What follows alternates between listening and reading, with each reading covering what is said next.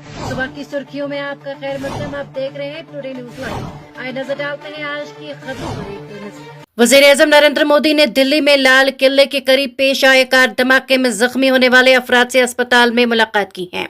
Report के मुताबिक वो बुध को भूटान के 2 रोजा दौरे से लौटने के फौरन बाद सीधे दिल्ली के LNJP अस्पताल पहुंचे, जहां धमाके में जख्मी हुए शहरी जेर इलाज है। IANS की रिपोर्ट के मुताबिक वज़ीर-ए-आज़म नरेंद्र मोदी अस्पताल में दाखिल होने के फौरन बाद मुतल्लिका डॉक्टरों और अस्पताल इंतजामिया से मिले और जख्मियों की मौजूदा हालात के बारे में तफसीली मालूमात हासिल की। इसके बाद उन्होंने हर जख्मी के पास जाकर उनसे बातचीत की और जल्द सेहतयाबी की दुआ की। इस दौरान वज़ीर-ए-आज़म ने कहा कि ये वाकया एक संगीन साजिश का नतीजा मालूम होता है और जिम्मेदारों को किसी भी कीमत पर बख्शा नहीं जाएगा। उन्होंने जख्मियों के अहल खाना को यकीन दिलाया कि हुकूमत उनके इलाज व मुआवजे और तमाम जरूरी सहूलियात का मुकम्मल ख्याल रखेगी। वज़ीर-ए-आज़म ने बाद में समाजी राबते की प्लेटफॉर्म एक साबिका ट्विटर पर एक पैगाम लिखा। दिल्ली में हुए ब्लास्ट में जख्मी हुए लोगों से मिलने के लिए LNJP अस्पताल गया। उनकी जल्द सेहतयाबी की दुआ करता हूं। जिन्होंने ये नापाक हरकत की है उन्हें जरूर इंसाफ के कटघरे में लाया जाएगा। लेफ्टिनेंट गवर्नर मनोज सिन्हा ने कहा कि हमने 5 सालों में बड़े पैमाने पर बुनियादी ढांचा तश्कील दिया है और अब नौजवान पेशावर अफराद को जम्मू कश्मीर की किस्मत बदलने के लिए तरक्याती हिकमत अमलियों पर तवज्जो मरकूज करनी चाहिए।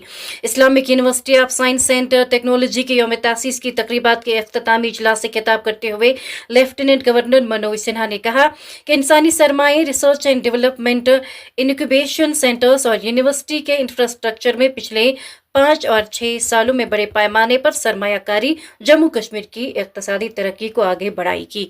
मनोज सिन्हा ने साल 2021 से IUST की तब्दीली और यूनिवर्सिटी की तरफ से इंदिराज, स्टार्टअप्स और पायदारी तहकीक और इख्तरा में हासिल किए गए अहम संगे मेलों पर रोशनी डाली।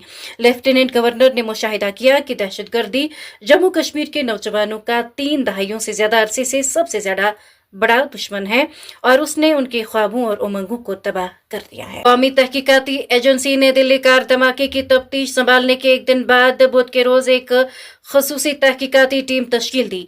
इस टीम में 10 अफसरान शामिल हैं, जिनकी क़यादत एडिशनल डायरेक्टर जनरल विजय साखरे करेंगे। टीम का मकसद तहकीकात के दायरे को वसी करना है। इस टीम में एक inspector general, 2 deputy inspector general, 3 superintendent of police और 1 डिप्टी सुपरिंटेंडेंट ऑफ पुलिस शामिल हैं। NIA की तहकीकात में दिल्ली पुलिस के अफसरान भी मुआवनत कर रहे हैं। आला ज़राए के मुताबिक बताया कि दिल्ली कार धमाके के तार पाकिस्तान से जुड़े होने के शवाहिद मिले हैं।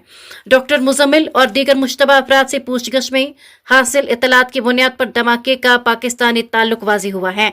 ज़राए के मुताबिक इन रवाबित का ताल्लुक मवादुद्दीन और औरंगजेब आलम से हो सकता है, जिसे अमार अलवी के नाम से भी जाना जाता है। खुफिया ज़राए के मुताबिक मवादुद्दीन इस हमले का मुबैना मास्टरमाइंड था। हदफ 5 रियासतों के बड़े शहर थे और शनाख्त छुपाने के लिए पुरानी गाड़ियों का इस्तेमाल मंसूबे के तहत किया गया था।